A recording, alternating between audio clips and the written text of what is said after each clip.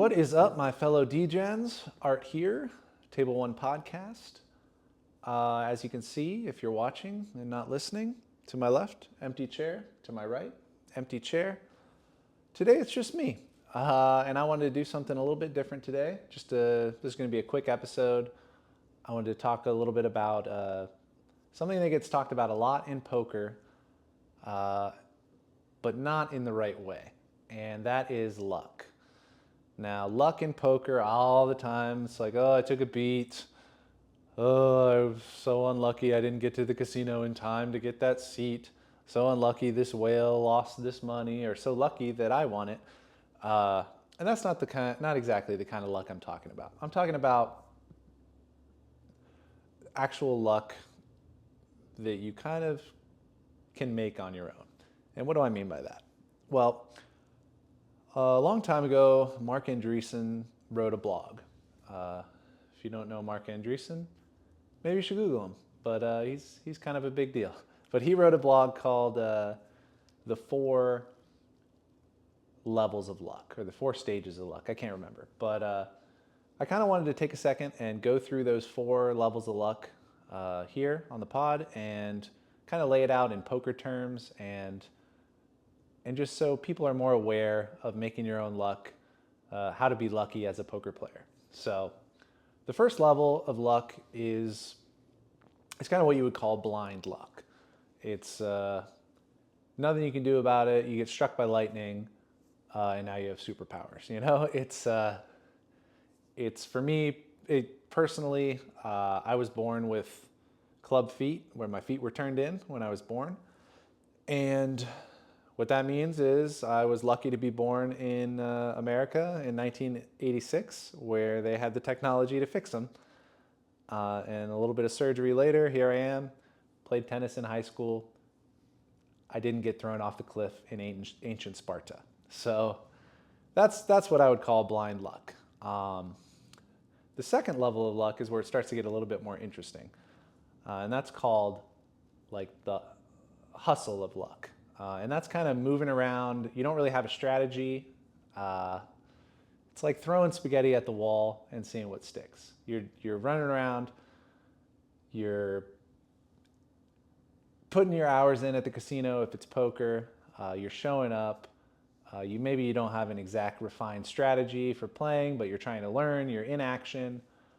And that's kind of the second level of luck. You're checking Bravo to see where the games are. You're paying attention when you're at the casino a little bit, but you're not sure what you're supposed to be paying attention to.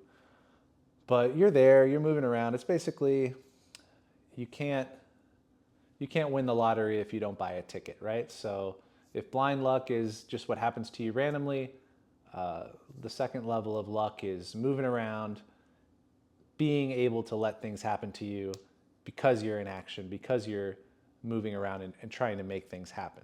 Maybe you're not good at it, but you're trying. So that's kind of level 2 luck. Level 3 is where they like to, I guess if level 2 was fortune favors the bold, you're just out there smashing and breaking things. Level 3 is chance favors the prepared mind. So you're studied, you're doing things with a purpose, you are present. If you're at the poker table, it's kind of like you're not really thinking about your poker strategy anymore because you have it mastered, or whatever. Like a grandmaster in chess, he doesn't think about the opening anymore. He's thinking about bigger things. He's not thinking about how the pieces move.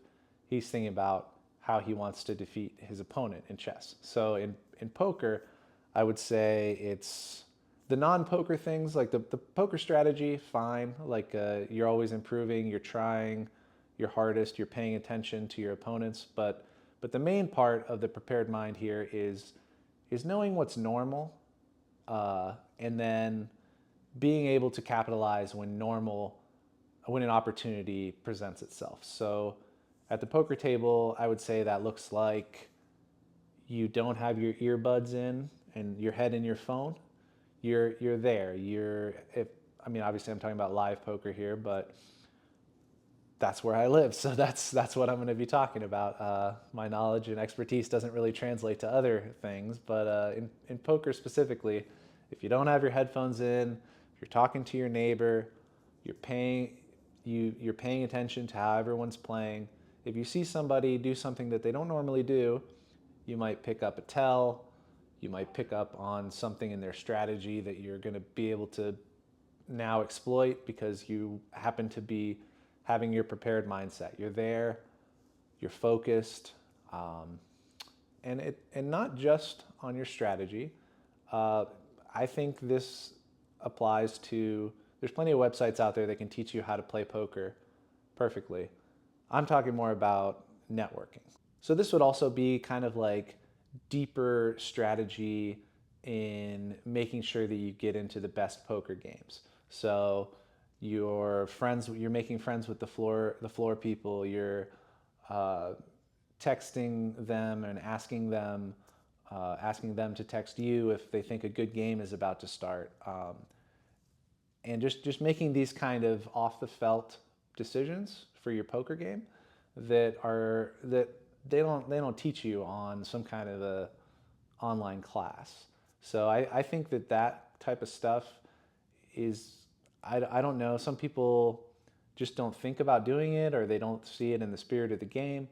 But the people that are doing these things are getting ahead of you on the list in lots of different ways. So just like taking action here, it's basically the hustle level of luck, but with some strategy behind it. So you might send a text message proactively to me or another game runner in your town who has a private game. Even though you're a professional poker player, you you may not know this, but professionals get into private games all the time, and the way that they do it is well, first off, they're friendly at the table, easy to be around, not taking forever in poker hands, but that's all kind of par for the course. The way that people are getting into these games is proactively sending a text message or a phone call or in person, hey, I'm available to play if you ever need to fill a seat. And now 9 times out of 10, you're not going to be getting into a game, but there's going to come a time, I promise you, where I or a game runner like myself doesn't want to have a five-handed game, but it's still a good game, and we need bodies in the chairs. And there's going to be a time when people can't come, and your name is the one that we get to, and then you get into the game, you get thought of in the future, and that's how this process begins, where sort of professionals become private game professionals, or they get into these games, make friends with the VIPs, get invited to other games. It's kind of a rolling snowball thing. And if you're not trying out there, you're not going to get lucky, but you're going to be confused why certain players are in these games. You're like, how is that guy in the game? I know he's a crusher. Like, it's not always about how good you are at poker. A lot of this stuff for poker is just being proactive and being available, honestly. Okay, I was going to get into another thing I had on the list, but I'll go right to the fourth level because I feel like it's more in the fourth level of luck. So let's recap. We have the blind luck, which is just getting struck by lightning, being born in the right place at the right time. We got the hustle, moving around, throwing spaghetti at the wall. Then we got the prepared mind, where you have your moving around strategy.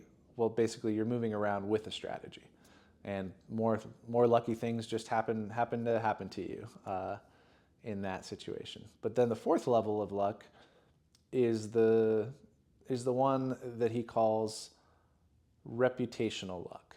Now, reputational luck is you getting things offered to you because you have this reputation for being able to get things done. So I'll give you an example. If you're the best diver in the world, like deep sea diver, and somebody pings that there's treasure down in the depths of this ocean, and you're the only guy in the world who can go down and get it, you might get the call and you might get a cut of the treasure because you just happen to have these skills that you've honed over years. That's your reputation. You are known to be the deep sea diver king.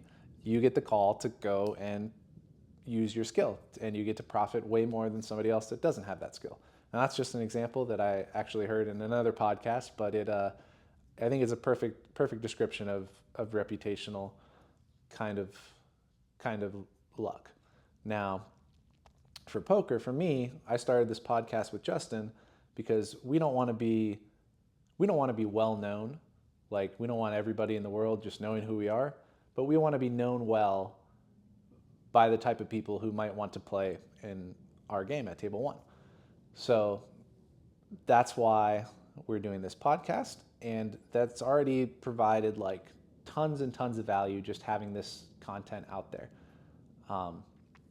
We've gotten plenty of DMs and text messages and emails and forum requests and people showing up out of the blue just like, hey, is this Table One? Or, hey, I love the podcast you're doing. And like, honestly, it feels really good. But like, it doesn't seem like we're still such in our infancy with the podcast that I'm really excited for what it's going to turn into down the line in terms of this fourth level of luck and deal flow and opportunity. Yeah, besides that specific, like I said, this is in its infancy, the podcast, but we also just, people know that we run a game, and other players visiting from out of town know that we run a game, and when they come in town, we get random text messages from random numbers like, hey, my name's Jim, I heard you have a good game. My friend so-and-so, said you play 5100 no limit, and I'd love to come and play. And that's sort of our reputation of running a good, fun game gets these players in the door. So for poker, what I can say is just like, continue to be like as honest to yourself as you can be. Make sure you take care of the dealers, take care of the floor, take care of your fellow player and be interested in them, like legitimately interested, not just because you want to try to bring them into some other game. And yeah, that's kind of reputational luck in a nutshell. I'll give you another example of some reputational luck that happened to me specifically. Last year, 2023, in the beginning of the year, I joined this angel investing group called Angel Envy. They're actually getting ready to start another season of their Angel Envy competition, which is pretty cool, by the way. If you guys are in Nevada, it's a great organization where it's $5K to get in. That $5K is going to go to some startup company at the end of April, I believe. It's a competition where the best startups, Nevada-based startups, all compete for $400,000. I think it's going to be this year, which is also matched by the state. So that contest is really cool, but I joined it last year, and from that, we did the contest, I put the money in, that was one thing, but later on, I started to get these emails from other people in the group and the head of the group with different deals and opportunities to buy into. And one such opportunity came across the email, and I was like, wow, this looks really cool. It's called Flawless AI. You can Google it. It's a video editing substitute, I guess, for traditional reshoots. It's AI instead, and they can like dub voices and do all this other cool stuff. Really cool company, but I only got to put any money in because I was a part of this Angel NV, and they sent me this email like, hey, would you like to we're putting in some money into this company. We think it's great.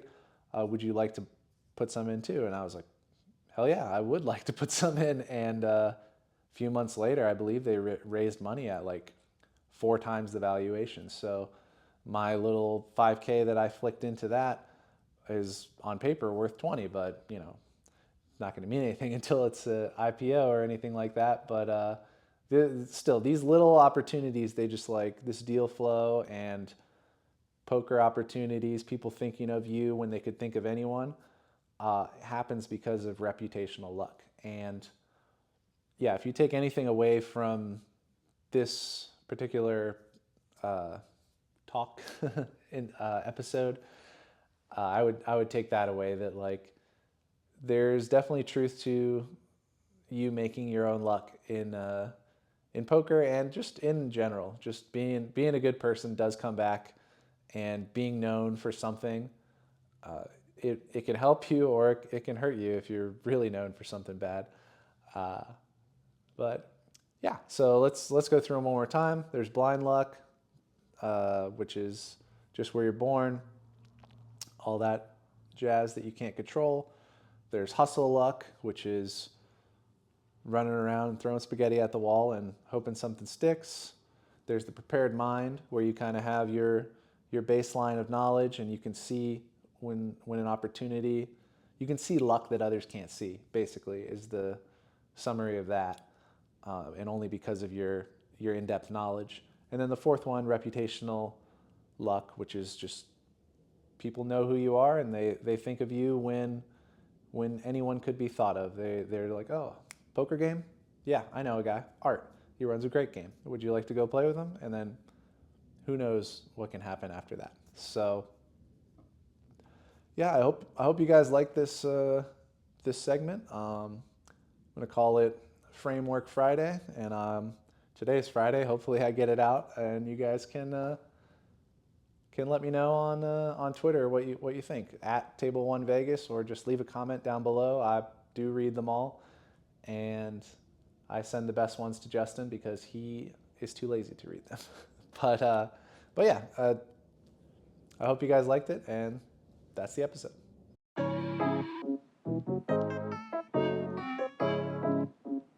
100 grams.